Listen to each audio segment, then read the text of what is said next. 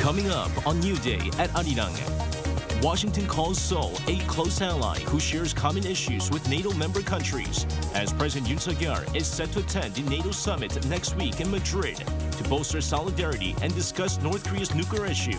While there, a trilateral summit between Seoul, Washington, and Tokyo is expected to take place. South Korea has confirmed its first monkeypox case in a South Korean national who arrived in the country after visiting Germany. In response, President Yoon called for strict quarantine measures for overseas arrivals and ordered health authorities to secure a swift supply of vaccines and antiviral drugs. A powerful earthquake in eastern Afghanistan has killed at least 1,000 people and injured another 1,500. It's the deadliest quake to hit the country in 2 decades. Hello and welcome to New Day at Arirang. It's Thursday, June 23rd, 8 a.m. here in Seoul, South Korea. I'm Woo Seong. And I'm Lee Jun-seok. Thanks for joining us this morning, because over the next hour, we'll be giving you a look at some of the biggest headlines of the day and experts' insights on key issues facing Korea and the rest of the world. Now, our top story this morning. Next week, President Yoon will attend a NATO summit to bolster solidarity and discuss North Korea's nuclear issue. A trilateral summit between the leaders of Seoul, Washington and Tokyo is expected to take place. But a one-on-one summit between Yoon and his Japanese counterpart is unlikely, according to our Yoon Jung-min, who files us this report. South Korea will establish a diplomatic mission to the North Atlantic Treaty Organization in Brussels in time for President Yoon-seok's visit to Madrid next week to participate in the NATO summit. That's according to the president's national security advisor Kim Sung-han on Wednesday, where he also laid out what President Yoon aims to achieve at the multilateral summit as the very first South Korean head of state to attend a NATO meeting. President Yoon will strengthen value-based solidarity rooted in liberal democracy with 30 NATO allies and partners at the NATO summit. We expect to garner broad support from the participants by making clear our stance on North Korea's nuclear and related issues at the summit. South Korea is invited to the meeting this year as one of the 4 partners in the Asia-Pacific, along with Australia, Japan, and New Zealand. On the sidelines of the multilateral summit, President Yoon will likely hold a trilateral with his U.S. and Japanese counterparts Joe Biden and Fumio Kishida. Seoul's top office said coordination is currently underway for some 10 bilateral meetings, but hinted that a Yoon-Kishida one-on-one is less likely as ties between the two countries remain frosty over historical issues and as Japan has a House of Councilors elections coming up. At the multilateral, South Korea plans to establish a security network with NATO and boost its humanitarian assistance to Ukraine, as Russia's invasion of Ukraine will most likely top the multilateral summit table. President Yoon will establish a comprehensive security network with NATO allies amid unpredictable international situations, such as the Ukraine crisis. As South Korea is not a member of the NATO, we seek a comprehensive security cooperation with NATO, not a collective defense. It's in line with this goal that Seoul plans to open a mission to NATO for more active communication, cooperation on nuclear energy and chips, as well as coordination on emerging security challenges in cyberspace, aerospace, climate change, and more. President Yoon plans to take his debut on the multilateral summit stage to boost the nation's diplomatic ties with other countries that share common values and up its contribution in the international arena. Yoon Jung-min, Arirang News. U.S. State Department spokesperson Ned Price called South Korea an important ally in relation to President Yoon-seok's participation at the NATO summit in Madrid next week. The remarks come as Price was asked what role Washington expects Seoul to play despite not being a member of NATO. He said that while NATO is a defense alliance, South Korea faces similar challenges, noting Russia, China and security as common issues. South Korea is among the 4 non-member countries from the Asia-Pacific region to be invited, including Australia, New Zealand and Japan. The US State Department has published its Integrated Country Strategy, a document that articulates the US's priorities in other nations. Strengthening the South Korea-US alliance and achieving the denuclearization of the North Korea are both on the list. Our Kim Dami has this report. Pursuing the complete denuclearization of North Korea through a robust South Korea-U.S. alliance, as well as the UN sanctions on the regime, has once again topped Washington's foreign policy agenda. In its Integrated Country Strategies program approved on April 25th, the State Department drafted a 4-year strategic plan for 4 major tasks to be carried out by the U.S. Embassy in South Korea. The plan includes reducing threats posed by the reclusive state while pursuing the resumption of substantive dialogue with Pyongyang. To sustain an effective combined defense, the Biden administration will also ensure implementation of the Defense Burden Sharing Special Measures Agreement. Trilateral security cooperation with Seoul and Tokyo is also being made a critical component of collective security against Pyongyang. In fact, it's believed that the trilateral coordination will serve as, quote, a force for protecting shared values against an aggressive China. The State Department categorized building on a solid foundation of economic and people-to-people ties as its second most urgent mission, noting the goal will foster mutual prosperity and economic security, including securing supply chains. The 18-page-long document further prioritized Seoul's ability to mitigate and respond to non-traditional security threats such as climate change and cyber attacks. Kim Dami, Arirang News. U.S. Federal Reserve Chairman Jerome Powell said the central bank is, quote, strongly committed to bringing down inflation. Addressing the Senate Banking Committee on Wednesday, Powell added that the Fed has the ability to make that happen. He reiterated that the ongoing rate hikes would be appropriate, adding that the exact pace would depend on the country's economic outlook.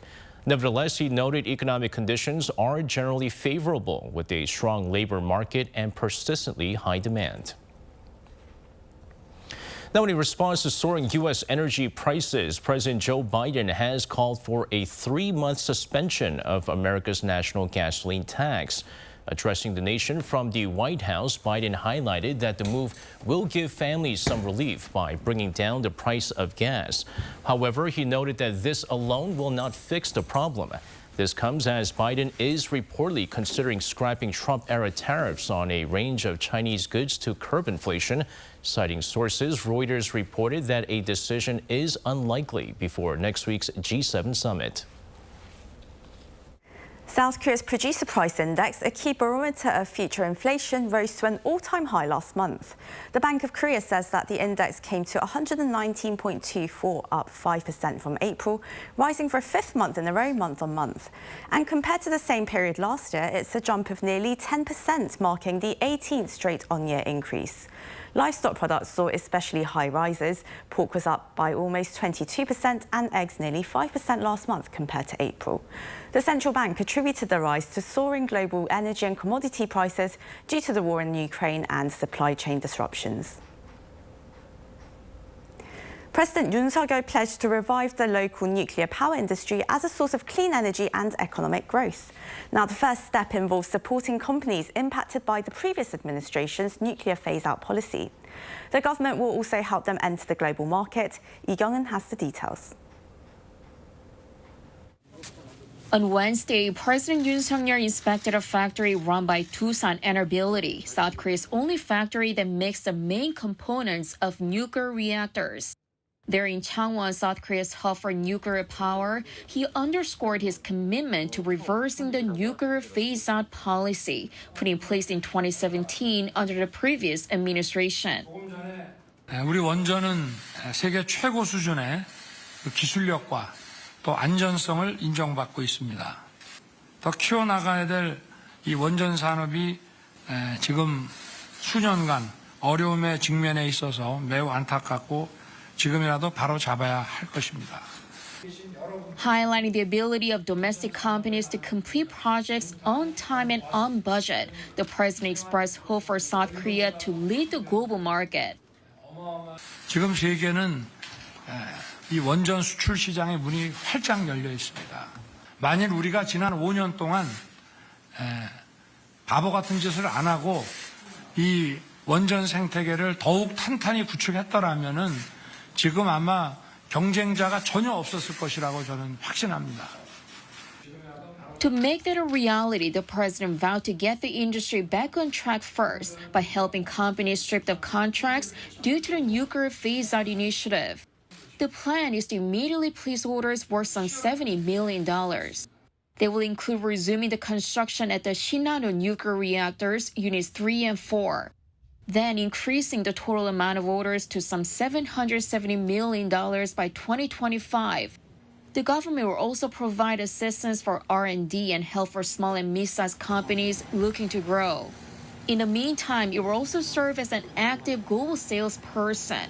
The government will first try winning deals in countries like the Czech Republic and Poland, which Industry Minister Lee Chang-yang himself will soon be visiting. The ultimate goal is to export 10 nuclear reactors by 2030. A special public-private partnership will be launched next month and put in charge of related affairs. 이경은, Arirang News.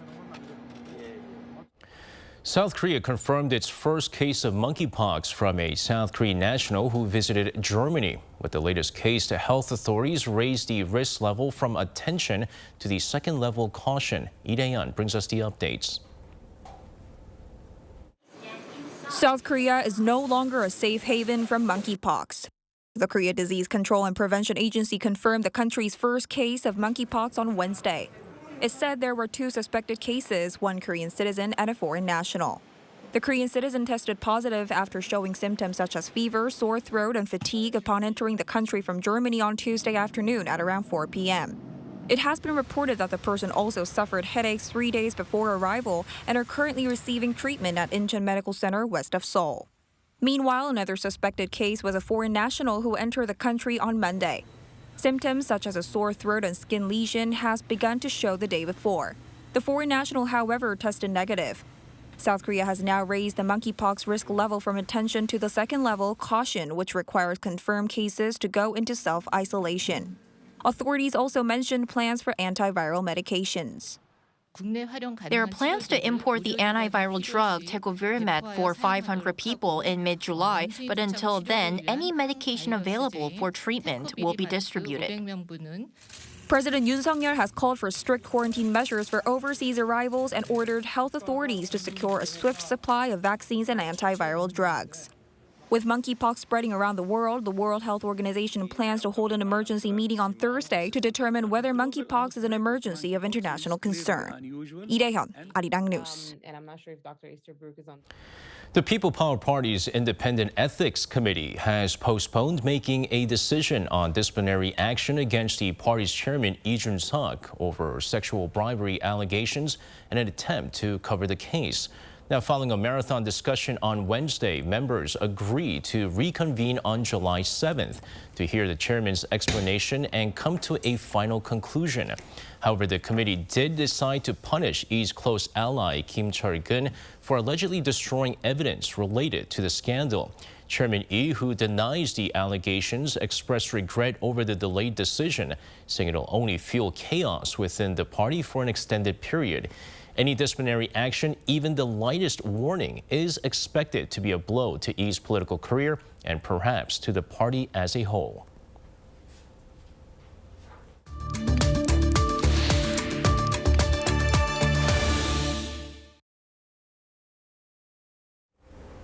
It's now time for Onpoint, where we speak to experts to delve deeper into some of the key issues in the spotlight right now. Well, many are expecting a recession to hit the U.S. economy, which could certainly mean a ripple effect for economies all around the world. That's right. So how bad is the situation in the U.S., and is there any chance the world's biggest economy can avoid the worst? Well, to get a look at the U.S. economy right now, we turn to Renee Bowen, professor of economics at the University of California, San Diego School of Global Policy and Strategy. Good morning to you, Professor. Good morning. How are you? We're doing okay. Well, we're hoping the U.S. economy is also doing well as well. But there are some pessimists as well. A number of economists certainly predicting a recession to hit the U.S. What are your thoughts on this, and how likely is a recession there?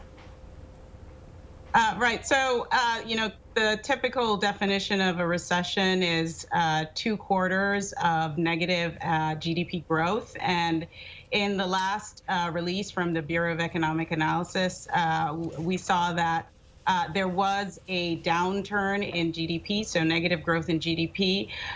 So the question is, will we continue to see that negative growth in GDP? And obviously, it's going to depend on a number of factors. It's going to depend on what the Fed decides to do about interest rates going forward. It also depends on what the administration decides to do about spending. But then there are other factors sort of beyond their control, including supply and demand shifters, including what's happening in the Ukraine and Russia, and what happens to supply chains and trade in general. And Professor Bowen, the last time the US slipped into recession was in December of 2007, which lasted until June 2009. And, well, how does the build-up to that recession really compare with the situation that the US is seeing right now? Right. So there isn't a whole lot that can be compared to the current situation. We are coming out of the COVID dip, if you would. Many economists thought that there may have been a more prolonged recession past going into COVID and coming out of COVID. We didn't see that happen. We saw a very strong recovery coming out of COVID. The challenge is that the recovery was very uneven. So we saw top income groups experiencing a rebound in income and recovery of income to pre and above pre-COVID levels. But at the bottom end of the income distribution, we're seeing a downturn that's persisting. So this sort of bifurcated recovery is quite unlike what we saw in 2007. The growth in the economy just after COVID really defied expectations, and it was largely because of that bifurcated economy. And so we have to keep an eye on that going forward. Professor, we do have some optimists who believe that the U.S. could actually avoid a recession, which would be fantastic. But what factors would actually allow for that to happen?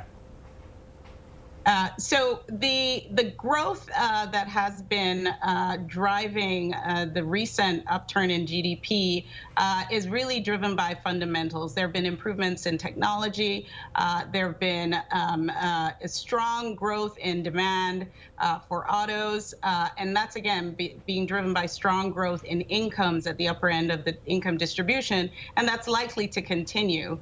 So the challenge is how to maintain that strong growth in income without jeopardizing investments too much. So the Fed has, of course, raised interest rates more than it had intended to, 75 basis points, but it will have to signal more certainty about what it's going to do in the future. The name of the game right now is certainty and stability. So as long as the Fed can create that certainty and stability for markets, they know how to perform. But if it seems that the Fed and the administration really is starting to lose control to some extent of the economy, that's when markets will really get worried, and we're likely to see a deeper recession.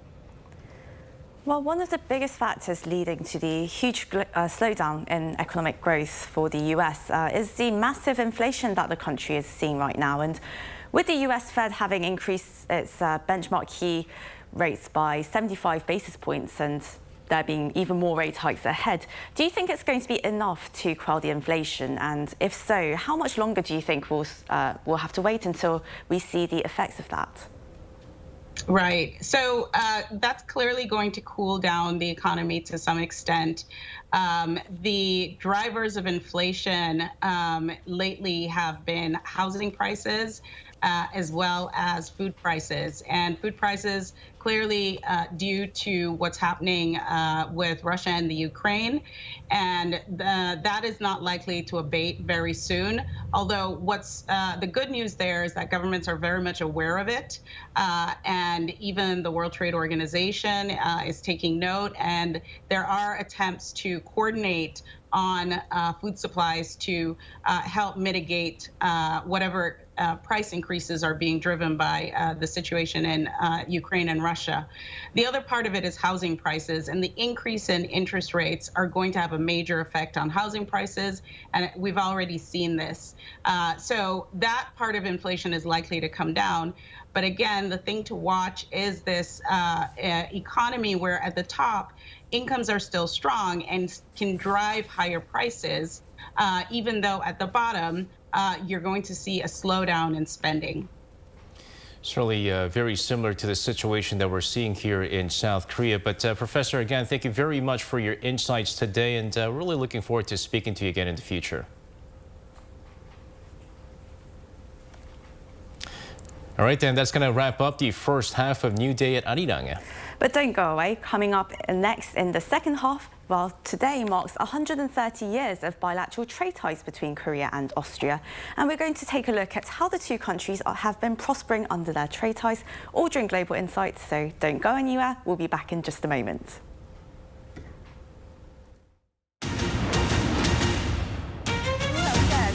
Share South Korea's experience in tackling COVID-19 and introduce a Korean New Day. A Korean survivor of Japan's wartime sex slavery met with extraordinary climate crisis, a pledge to work with the EU to tackle the challenge. The objective of its North Korea policy is protesters gathering across the country to peacefully demand an end to hate and violence. Arirang, what matters?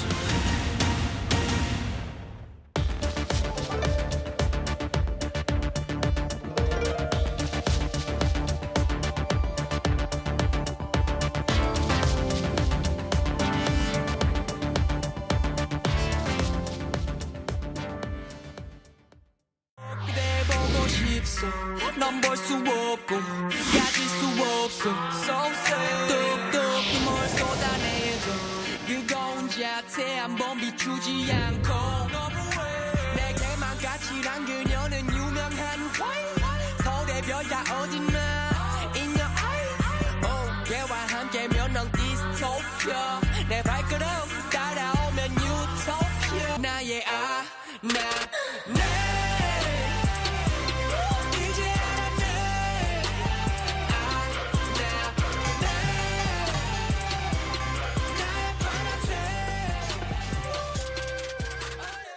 I feel so good right now. Maybe I had a drink or two, but this somehow feels like it's forever. All my friends are here having fun and feeling good right now. Maybe this is forever. All my friends are here having fun and feeling good right now. Forever.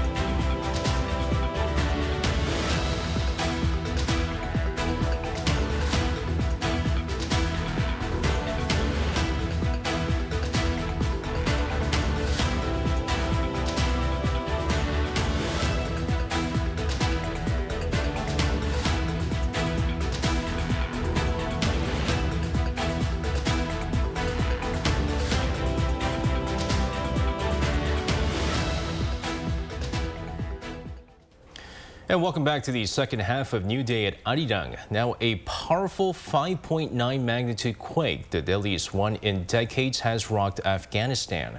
More than 1,000 people have been killed and many more wounded, but authorities believe the toll is expected to grow as the search and rescue operation continues. Our Kim Yeon-sun has the details.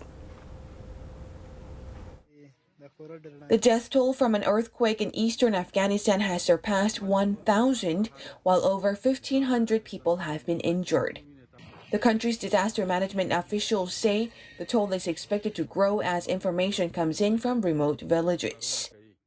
According to the U.S. Geological Survey, the quake hit at around 1:30 a.m. local time on Wednesday, around 44 kilometers from the city of Khost, located near the Pakistani border. As helicopters landed in the area to rescue people, residents recounted the moment disaster hit. It was about midnight when the quake struck. It destroyed the houses of our neighbors. When we arrived, there were many dead and wounded. They sent us to the hospital. I also saw many dead bodies. As rescue work continues in the region, a UN official says lack of access and communication could pose the biggest challenge.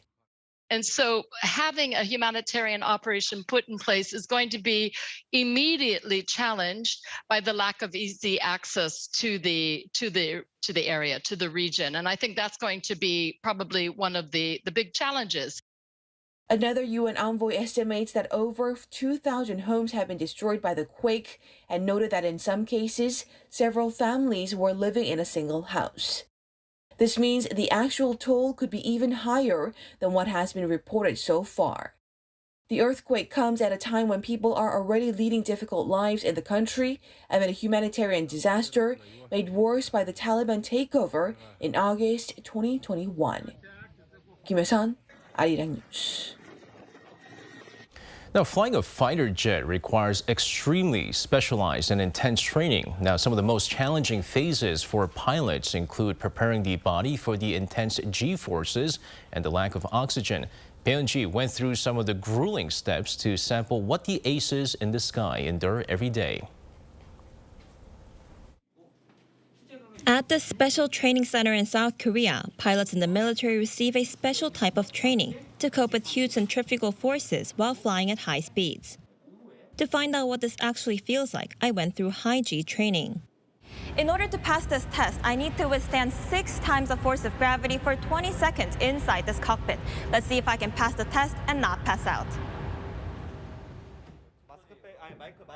I made it through the warm-up where I was put through 4G, or 4 times the force of gravity.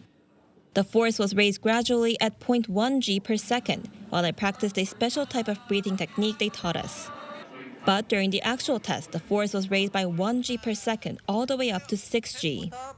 I lasted for just 2 seconds before losing consciousness. This is because the extra force caused blood to rush to my feet, and my heart couldn't pump hard enough to bring this heavier blood to the brain.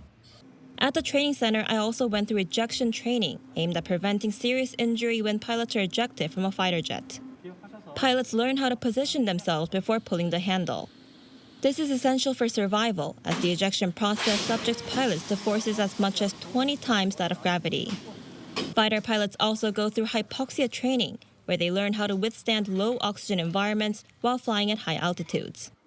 During the training, we first breathed in 100% oxygen for 15 minutes, before the simulation chamber reached 25,000 feet. We took off our masks for about 3 minutes and tried to solve simple math problems. After about a minute, I felt very dizzy, like many other people sitting next to me. And it became extremely difficult to work through those simple problems because of mental confusion caused by a lack of oxygen. Pilots are required to go through all of these training exercises regularly. All pilots in our Air Force are trained every 3 years at this training center. This regular training can help prevent accidents that can occur during an actual flight. Bae-eun-ji, Arirang News, Cheongju.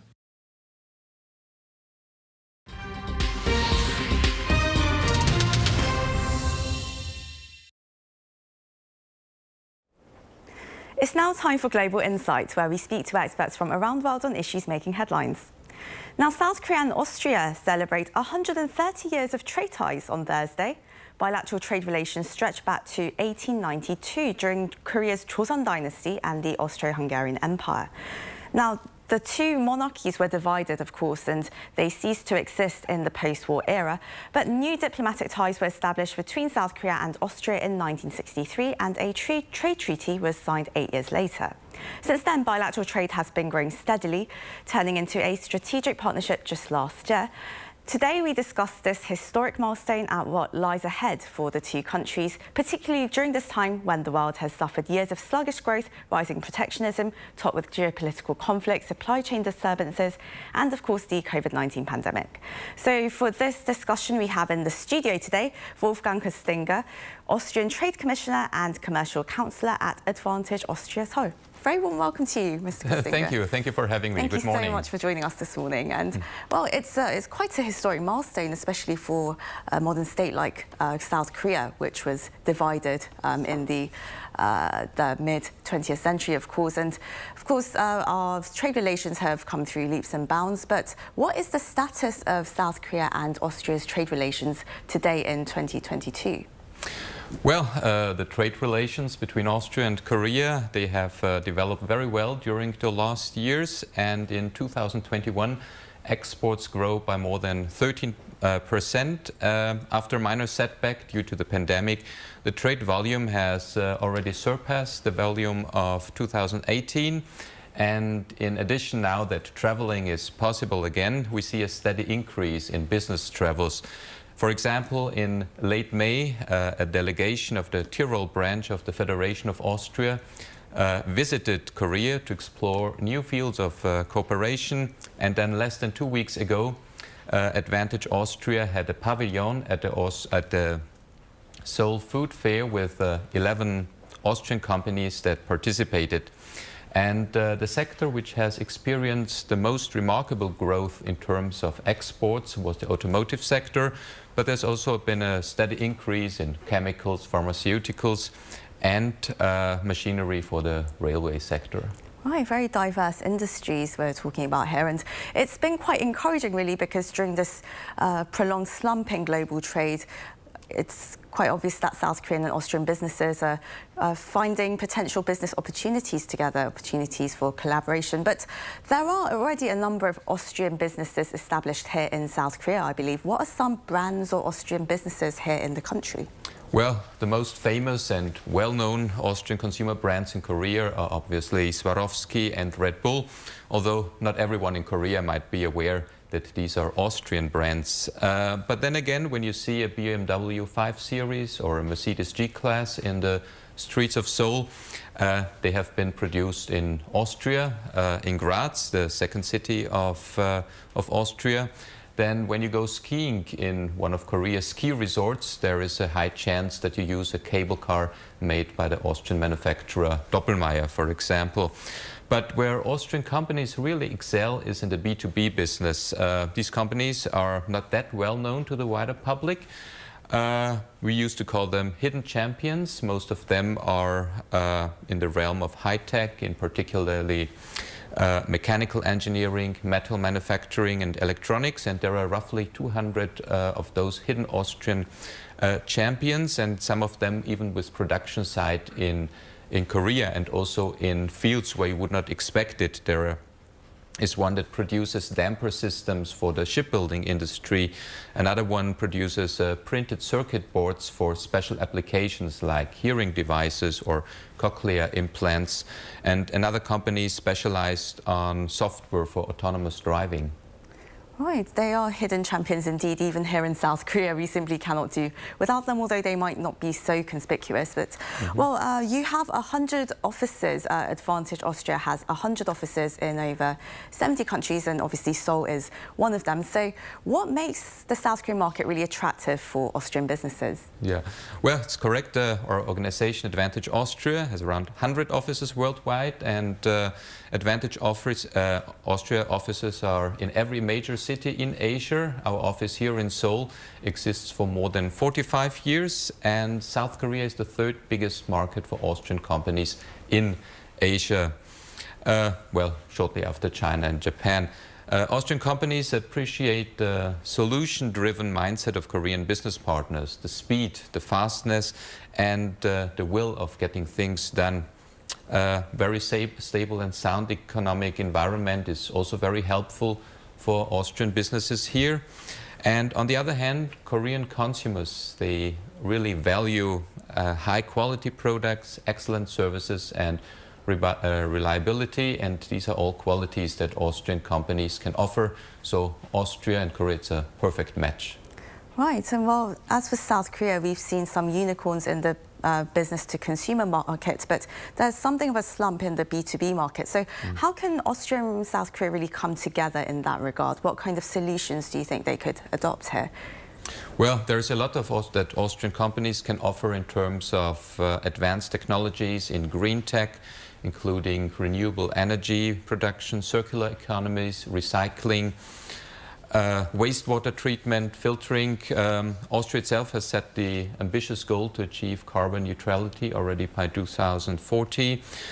One example of Austrian expertise already present in Korea is the production of electric power with biomass. Furthermore, many of the hydroelectric power plants here in South Korea do work with Austrian turbines. And there is an Austrian company, for example, also that is providing quite recently monitoring systems for water quality for some Korean municipalities as well. Right, and these are some key technologies and moving forward towards sustainability and carbon neutrality, of course. And, well, in terms of doing that, developing new emerging technologies and really adapting to the changing conditions of our world today. Seoul and Vienna, they signed a new agreement in 2019, agreeing to broaden science and tech exchanges between the two countries. So what are some areas that you see the highest potential for that kind of collaboration to happen? Well, I see a big potential for synergy in materials research, in 5G and later on in 6G networks, in Internet of Things, in autonomous driving, especially in the field of autonomous driving. There's already some collaboration going on between Austrian and Korean companies, and energy storage systems like solid-state batteries would be a great field for joint research. And obviously it will be essential to work together on renewable energies and technologies to mitigate climate change.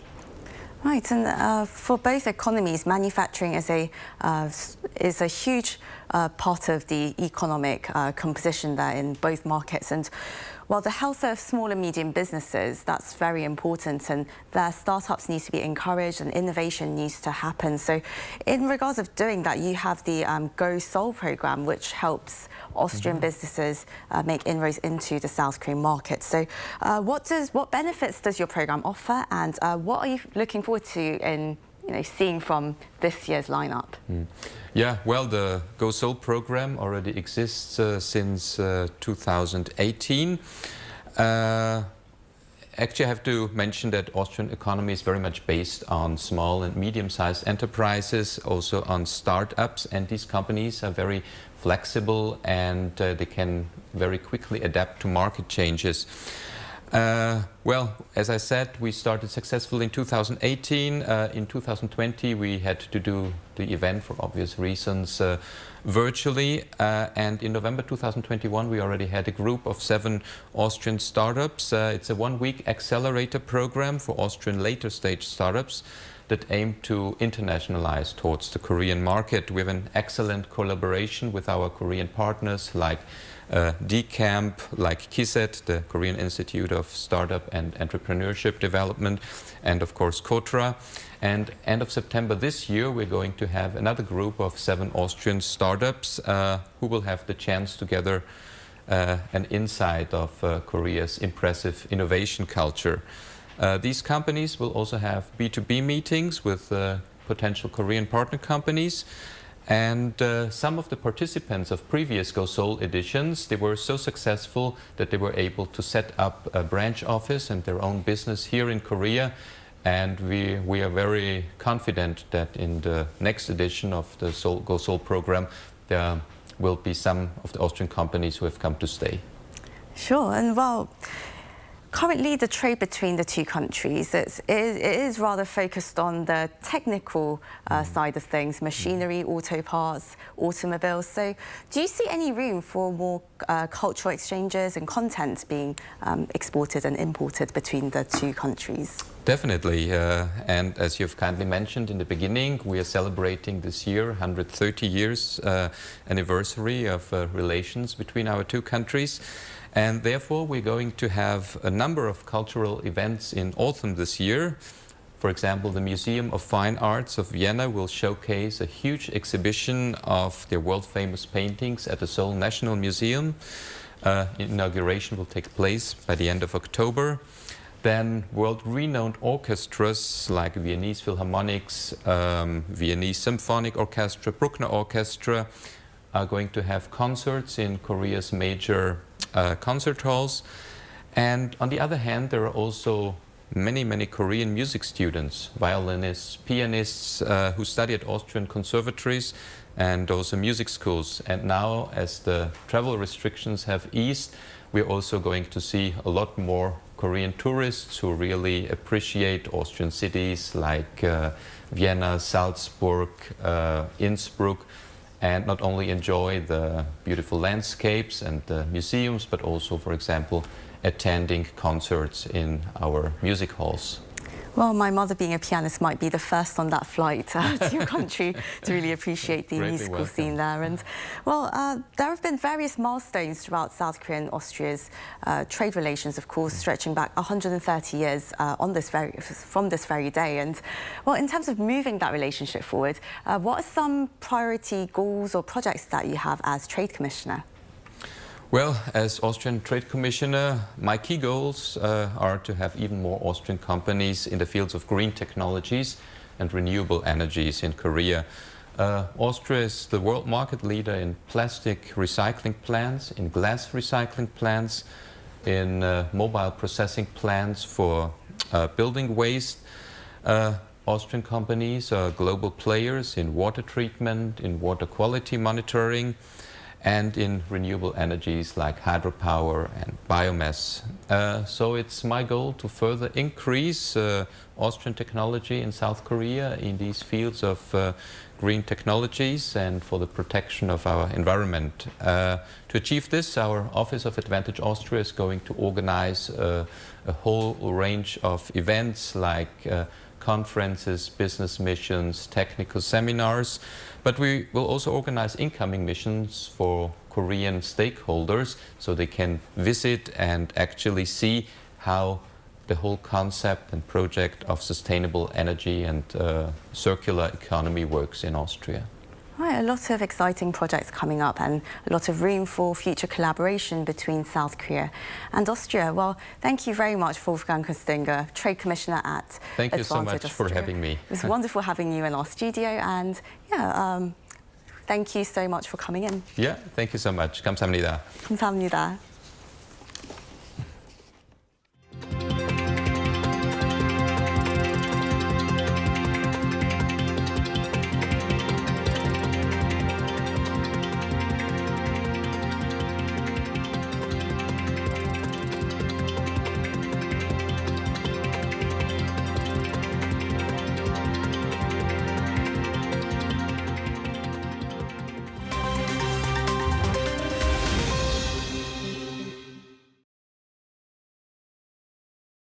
Let's take a look at what's going on in the world now. Saudi Arabia's Crown Prince Mohammed bin Salman has traveled to Turkey for the first time in years to hold talks with Turkish President Recep Tayyip Erdogan. The move comes as both sides try to normalize trade relations following the 2018 murder of journalist Jamal Khashoggi in Saudi Arabia's Istanbul consulate. Following a summit between the leaders on Wednesday, a joint statement was issued highlighting cooperation in bilateral relations. Restrictions on trade, flights and TV programs were also lifted, alongside a halt on mutual negative media coverage. This comes as Turkey is facing its worst economic crisis in years, and Saudi Arabia is using its wealth to build alliances in the region. Bulgaria's government has collapsed after only 6 months in power, following a vote of no confidence by lawmakers. The vote against Prime Minister Kirill Petkov means that unless he can propose an alternative government, Bulgaria will face its fourth general election since April 2021. The no-confidence vote was made with 123 in favor and 16 opposed. It comes after the ruling coalition lost its majority over disputes about the budget and North Macedonia's bid to join the EU. Petkov has had a pro-European and pro-NATO stance following Russia's invasion of Ukraine, while Bulgaria has strong historical ties with Moscow. Moscow has officially changed the address of the US Embassy in the Russian capital. According to city authorities on Wednesday, the street where the US facility is located is now Donetsk People's Republic Square, a reference to pro-Russian separatists in eastern Ukraine. The name was chosen by an online poll that started in mid-May and follows similar renaming strategies in European cities, where streets outside Russian embassies have been changed to names of Ukrainian heroes. Russia says one of the reasons it sent its troops into Ukraine was to protect Russian speakers from persecution in separatist regions, as it recognizes the independence of the self-declared Donetsk and Luhansk republics in Donbass. A protest against the Dutch government's plan to curb emissions has seen thousands of farmers gather in central Netherlands. Travel to the demonstration's location in the agricultural village of Stro on Wednesday saw farmers use their tractors to slow traffic on major highways. The protest comes amid new targets to limit nitrogen oxide and ammonia levels associated with high-concentration livestock farming. But farmers claim the mandates will negatively impact those working in the agricultural sector and will likely see some farmers reduce livestock numbers or get rid of them altogether. The new mandates require a 70% reduction near some protected nature areas, going as high as 95% in other locations. More than 200,000 festival goers have poured into the UK's southwestern county of Somerset since Wednesday to attend the Glastonbury Music Festival. It's the first time in 3 years that the event has taken place after it was postponed twice due to the pandemic. Taking place at Worthy Farm from June 22nd to June 26th, the festival will see performances from 80 artists, including Billie Eilish, Sir Paul McCartney and Kendrick Lamar. Festival goers have faced complications reaching Glastonbury due to the UK's biggest rail strike in 30 years. Matthew Ashley, Arirang News.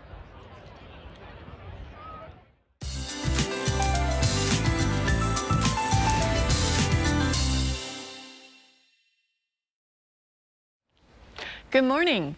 Well, monsoon season starts in inland regions today. Keep an umbrella handy. It's forecast to rain heavily in central regions from the afternoon into tonight, while rain will pour down in southern provinces from tonight. And as for here in Seoul, it could see downpours during the evening commute. Monsoon rain brings heat relief. Seoul will see highs in the mid-20s today, but heat alerts in Daewon parts of Gyeongsang-Pukto province remain in place with temperatures still above 30 degrees Celsius this afternoon. Morning lows are slightly higher than the same time yesterday, and Gwangju seemed to have very warm night. And expect to see highs going 2 to 5 degrees lower than yesterday. Daejeon will be at 29 degrees, but Gyeongju still blistering hot at 33 degrees Celsius. More monsoon rain is in the forecast over the weekend in southern parts of the country, and wet, dark, and humid conditions stay through the end of June. With that, here's a look at the weather conditions around the globe.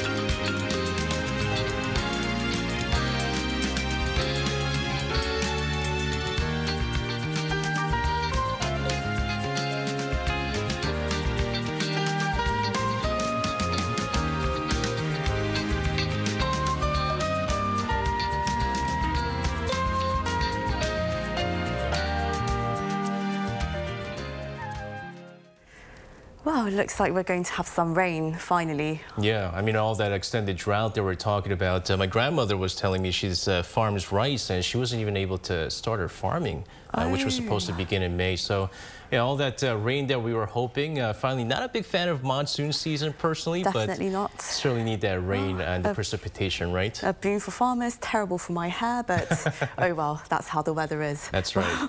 That wraps up our newscast for this hour, but we will be back tomorrow for our Friday's edition of New Day Arirang. Thanks as always for tuning in, but do stick around for more updates in our later newscasts. Have a great rest of your day wherever you are, and as always, take care.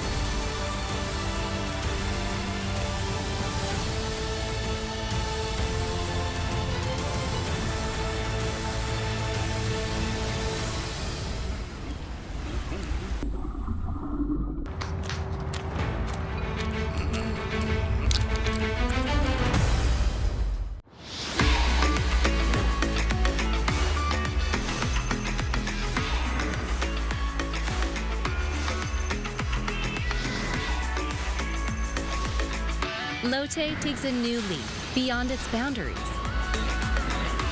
Our change will lead to better lives for all. New Lotte, the power of a better world. New today, better tomorrow. Lotte.